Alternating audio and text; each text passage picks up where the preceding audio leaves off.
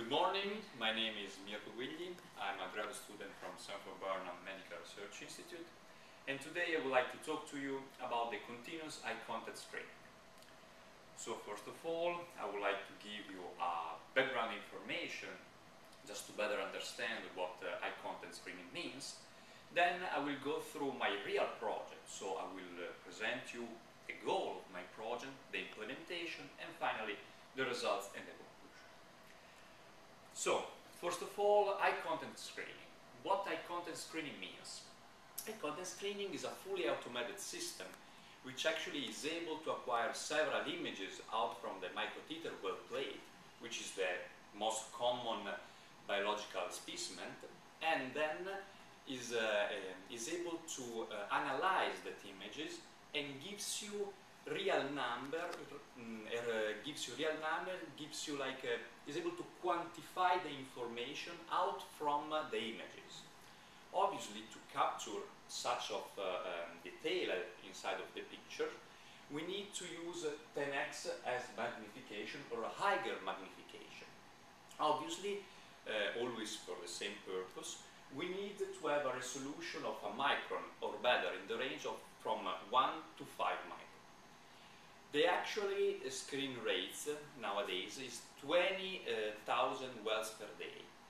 My goal is to increase that screening rate, to push up that screening rate up to 50,000 wells per day, almost the double. So the system, the implemented system is this one in the figure. So first of all, there's the most important component is for sure the Nikon T2000E, which is a fully automatic inverted microscope. And then, as you can clearly see from the pictures, we attached the Yamamatsu C10000 camera on the left side port of the microscope to get obviously the images. Then, since we wanna scan the whole well plate, we need to move the specimen in the XY plane. To do that, we are using the Langle by Precision 2 XY stage. Obviously, to acquire in focus images for all the well plate, we need also to move the well plate up and down. And to do that, we chose the physics instrument Z-Peso stage, which actually allows us to move in the vertical position the specimen in a really fast way. And it has a really high range of 500 microns. Unfortunately, it's not enough to acquire in focus images all the well plates long. So we need also to do a pre-profiling of the well plate bottom. That issue is solved by the KAC laser displacement sensor. The black sensor shows the picture. So for a question of time, I cannot give you all the information about my protocols and the experiment that I did.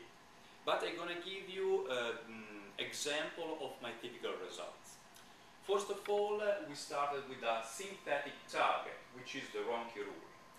We acquired the images out from the synthetic target, and then we analyzed them by MATLAB, by some programs in MATLAB. So we were able to do the knife edge analysis out from the images. And finally, we were able to calculate the resolution. As you can clearly see in this example, I got 1.5 as a resolution, which actually match with the first specification pre-mentioned above. Then we moved on to the biological target, which is actually represented the real target for our instrument. As mentioned before, I ran several experiments. In this example, I show you the lipid droplets. So we collect the images out from the well plate, and then we processed them by CytoSeer, which is an image cytometry software developed by ValaScience.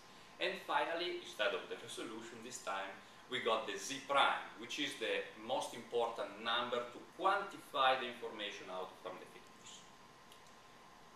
In conclusion, we developed an interflow automated system which is able to use 10x or higher magnification with reaching a micron resolution, and actually is able to reach 50,000 wells per day as speed.